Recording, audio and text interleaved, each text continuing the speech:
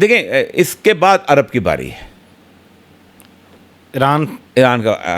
عرب کی باری، کیونکہ پاکستان کی جو جنگ ہے نا وہ ہے، دیکھیں اب میں آپ کو ذرا سا پوری ترتیب بتاتا ہوں، یہ بہت آپ کے لیے امپورٹنٹ ہو جائے گی، پھر آپ اس کے بعد جو سوال چاہیں کر لیجیے۔ مدینہ جس وقت ویران ہوگا تو مدینہ رہنے کے قابل نہیں ہوگا، تو آپ صلی اللہ علیہ وسلم کی حدیث ہے کہ ایک شخص مدینہ سے بھاگ کے مکہ آ جائے۔ آج سے 25 سال پہلے یہ باتیں کرتا تھا نا، لوگ ایسے بھائی اور یہ صاحب تو دجال لے کے آ رہے ہیں، ڈراتا ہے، یہ کرتا ہے وہ۔ رسول اللہ کی حدیثیں ایسی حدیثیں لوگوں نے گھڑی ہوئی ہیں، میں کہتا وقت آئے گا تو کوئی نہیں پوچھے گا کہ ان حدیثوں کی سند کیا ہے۔ آفتاب احمد دلیل ہے آفتاب، آج غامدی صاحب سے پوچھا، کل میں ان کو سن رہا تھا غامدی صاحب کو، تو وہ غامدی صاحب وہی کہہ رہے تھے کہ یہ وہ قرآن میں سے نکال رہے تھے کہ یہ دیکھیں تو قرآن میں لکھا ہوا ہے، سب لکھا بھی ہوا ہے۔ تو آج تو انکار کا ممکن نہیں نا کہ آپ کا، کیونکہ جن 5 ملکوں میں رسول اللہ صلی اللہ علیہ وسلم فرمایا لڑائی ہوگی وہیں ہو رہی ہے، 57 اسلامی ملک ہیں اور نہیں ہو رہی، ملائیشیا میں نہیں ہو رہی، انڈونیشیا میں نہیں ہو رہی، سوڈان میں نہیں ہو رہی، مراکش میں نہیں ہو رہی، کسی اور جگہ نہیں ہو رہی۔ تو وہ جب ہوگا تو ایک شخص بھاگ کے نکلیں گے وہاں سے، ان کے بارے میں آپ صلی اللہ علیہ وسلم کبھی خلیفہ کا بھی ذکر ہے، کبھی امام مہدی کا ذکر ہے، کسی جگہ کا امام حسن کی اولاد میں سے ہوں گے، کسی جگہ امام حسین کی اولاد میں سے، کوئی بنو ہاشم سے، اس میں ہم اس بحث میں نہیں پڑھنا چاہتے، کیونکہ یہ کوئی دلیل ایسی چیز نہیں کہ جسے ہم پہچانیں کہ کون ہوں۔ صحیح۔ امام مہدی کی دلیل صرف ایک ہے، آپ وہاں پہنچیں گے تو لوگ جو ہیں، جہر بات ہے نون آدمی ہوگا کوئی، لوگ ان کو پکڑ لیں گے اور کہیں گے آپ ہم سے بیعت لیں۔ تو مسجد جو ہے نا حرم، اس کے اندر جو ملتزم اور رکن جمانی کے درمیان بیعت ہوگی،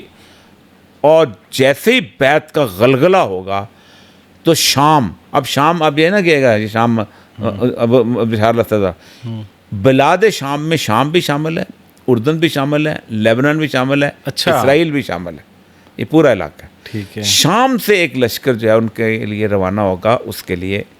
اس کو روکنے کے لیے۔ جب وہ روانہ ہوگا تو پھر وہ جب بیدا کے مقام پہ پہنچے گا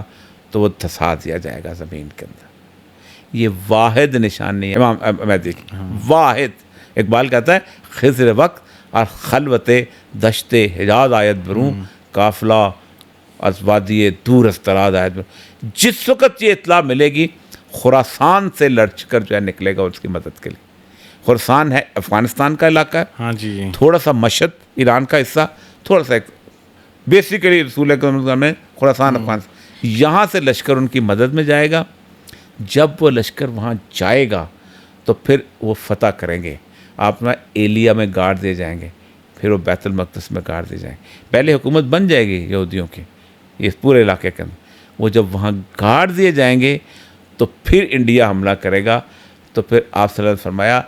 بیت المقدس سے ایک بادشاہ غزوہ ہند کے لیے لشکر روانہ کرے گا، لشکر وہاں سے آنا ہے، ہم نے شامل ہونا ہے۔ خراسان کا جو مقام ہے بیت المقدس اور مکہ مدینہ کے درمیان، تو یہی پھر علاقہ آپ جیسے بتا رہے ہیں، خراسان تو یہ ہے نا افغانستان سارا، اور مشہد کا علاقہ جو ہے تھوڑا سا حصہ جو ہے جہاں امام رضا جو ہیں۔ غزوہ ہند کے لیے بھی بہت سارے لوگ جو ہے وہ کنفیوز ہوتے ہیں، تو غزوہ ہند کا آغاز جو ہے وہ بھی اسی علاقے سے، یہ جو ہمارا کے پی کا علاقہ ہے اور افغانستان کا؟ نہیں، غزوہ ہند میں تو دنیا شامل ہوگی نا۔ جی بہت حدیث یہ کہتی ہے کہ غزوہ ہند جو ہے اس میں ہوگا یہ کہ ایک بادشاہ خراسان سے لشکر روانہ کرے گا، کیونکہ ظاہر بات انڈیا نے حملہ کر دینا جب عالمی جنگ شروع ہونی ہے، آپ کی بھی جنگ شروع ہوگی، صحیح، تو وہ جنگ میں وہ لشکر جہاں آئے گا، یہاں سے وہ ہند کے بادشاہوں کو زنجیروں میں جکڑے گا، خزانوں کو لے جائے گا اور بیت المقدس میں سجا دیے جائیں گے۔ اسلام آباد میں نہیں سجنے، صحیح، بیت المقدس میں سجنے وہاں جا کے۔ اس دوران یورپ میں یہ ہوگا کہ یورپ، آپ رسول اللہ صلی اللہ علیہ وسلم 80 جھنڈے کے نیچے، ہر جھنڈے کے نیچے 12,000 فوجی ہوں گے، 9,60,000 کی فوج آئے گی حملہ کرتے ہوئے،